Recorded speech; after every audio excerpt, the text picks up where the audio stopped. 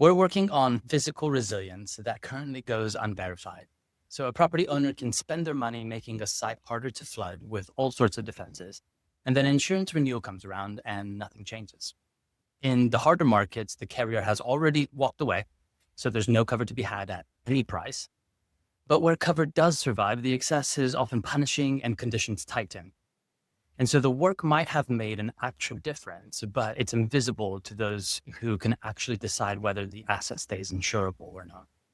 And so plain sight exists to close that loop. We design the intervention on the land that the owner already controls. We then model what it does to the site's loss curve and monitor whether it keeps performing.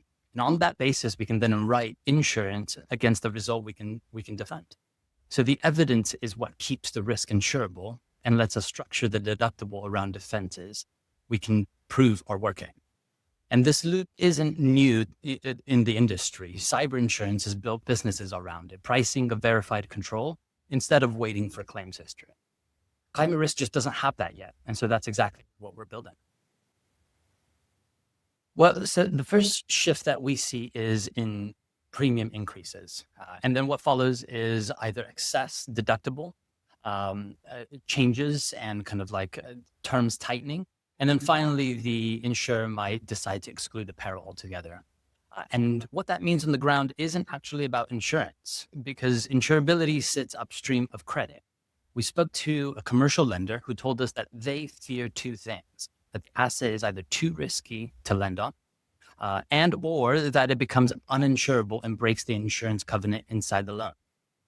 So in their view, an uninsurable building becomes one that you can't finance. And then if you can't finance it, you can't sell it.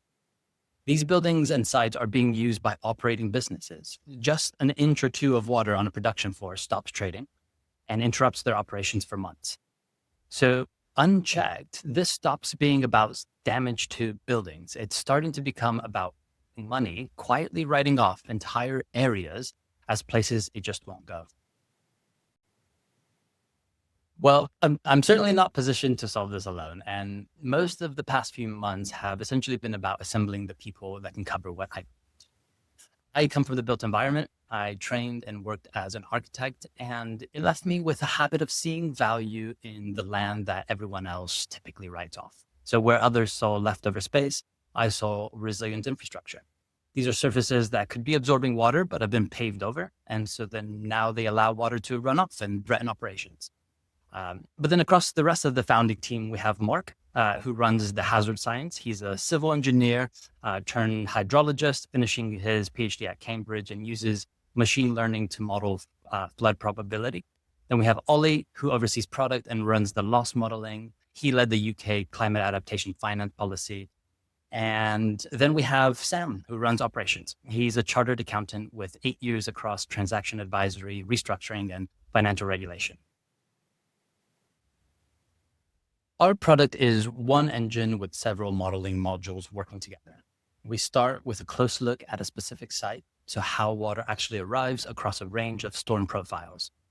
A violent burst and a 3-day soak can be equally rare, but do entirely different things to the same building. So then we translate that hazard into likely damage, tuned to what the building actually does, since a manufacturing floor and a van showroom, for example, fail at different depths and for different reasons. And then next, we scan for places to introduce interventions on the owner's own ground and weigh what each one does against what it costs. We then favor nature-based measures that absorb and slow water where it collects and that improve as they mature. Then we rerun the whole model with each intervention in place across every scenario and take the difference in expected annual loss. It's this reduction that turns an abandoned risk back into a bindable one and lets us structure the deductible against defenses we can prove work. Finally, we put sensors on site so we can prove that the intervention still holds at renewal. And because the policy pays at a verified loss at the site, our view is that a defense that works is essentially an avoided claim.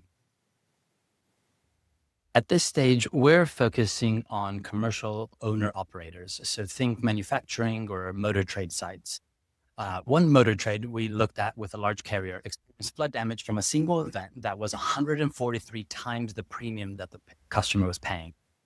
Their renewal is now a hard conversation. They either keep the flood cover on a site that will flood the same way again, or walk away from a customer who's been on the books for years. And that's the pattern brokers are seeing everywhere. A separate broker told us that the flood exclusions and flood conditions are appearing on more and more policies, and that there's no consistency. One insurer's mapping software says a site is fine, and the next one won't quote at all. And so a member already sitting with one insurer that offers flood cover is essentially stuck paying whatever the insurer charges because no one else will touch the risk. I'd say that it's probably the fact that we're not selling defenses and we're not just selling insurance, but that the product is about getting both at once. So the interventions we propose are a condition of the cover, and the cover is what makes the interventions worth buying. And the cleanest way I've found to explain this is by pointing at a market that already exists. I previously mentioned cyber. So cyber insurance is fundamentally a different approach. It underwrites against verified security control instead of waiting for that claimed history to build. So if you want the cover, you need the firewalls, you need the monitoring, the controls in place first. Here, risk management sits inside the risk transfer. And that model has been validated in the market for over 15 years and now underwrites one of the fastest growing lines of the industry. And so we're doing the same thing for flood and other climate risks. You reduce the risk in a way that the underwriter can verify, and the risk becomes insurable, and the terms, cover, conditions, deductible, they start to reflect the control they can see. So once someone sees that the mechanism already exists, that it already works, the flood version stops sounding so exotic. So there was a moment the end of January this year. The proposition I was developing just wasn't landing. And I got to a point where continuing down that road felt like it was just stubbornness. And what got me through that was realizing I'd started building what I thought the business needed to be: tech first, tech only. Sell the modeling and the risk analysis to someone else and let them act on it. And the trouble was that a few partners and customers kept telling me in different ways that information alone just wasn't going to shift anything for them without the evidence to back it up.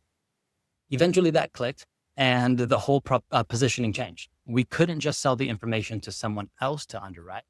We had to take more of the value chain and bear the risk of what our own modeling proposed. And that's the version that became an MGA.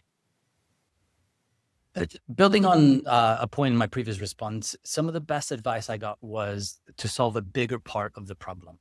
And I'd add that you should also be willing to change the shape of your company to make the work actually happen. So for us, that meant don't settle for just providing information. Adaptation is inherently hard because it requires you to reckon with the real physical world. So accept that your model might need to also take on more for that to work. So measuring the risk is a good start, but the harder question might be, what stake are you willing to take in it? And I imagine there's probably more than one good answer to that. I found that a practical version of thinking about this was also to find the what breaks moment. So for our customers, that point is where a flood stops the business or breaks the loan covenant or makes the site impossible to sell or insure. And that moment is where there's value because it's the thing that they'll actually pay to prevent. In my view, most capital in this space is flowing into measurement. So risk analytics, hazard data, platforms that score a portfolio. But thinking about where it should flow actually makes me think back to architecture. So for every big development or master plan, you'd often hear the phrase, what happens beyond the red line boundary, which is essentially the kind of end of the ownership line. Because while the ownership line might end where the site ends, water doesn't. Councils and even groups of farmers are already making flood interventions, this landscape level, and few insurers are watching how those interventions change the risk and insurability of the assets around them. I know that the Flood Action Coalition, organized by the Conduit, is starting to look at this, and it seems really promising. The translation we're developing at the individual commercial customer level is what makes this possible. Once you can turn a physical intervention into an insurable term for that one asset, you can start doing it for interventions reshaping risk across a whole landscape, like in the instance of farmers and councils. So I believe that opens up a much larger market than the one that we're starting with now. So I'm finding, to my surprise, that the insurance industry is quite fascinating. And something an insurer recently taught me is that nearly every surplus line of insurance used to be buried inside another policy. So terrorism, for example, was just a line item in property cover. And that's until 9/11, then made it a risk of its own, and a new market appeared pretty much overnight. So the point here is that catastrophes create the opening of a new class of insurance. And that's exactly what we're starting to see with climate adaptation now. Flood is increasingly excluded from commercial policies in the same way. And we're seeing the market then increasingly interested in pricing it as its own thing. So the models exist, and the underwriters we've spoken to agree that the exposure is real and it's worsening. But what's missing is the proof, evidence in the format that they can sign off on, then actually binding the risk, and then a season of performance data behind it. So the practical thing I'd say to anyone working in adaptation is that it's your job to make the first piece of evidence exist in the format that the person you need actually uses. That's what we're currently working on.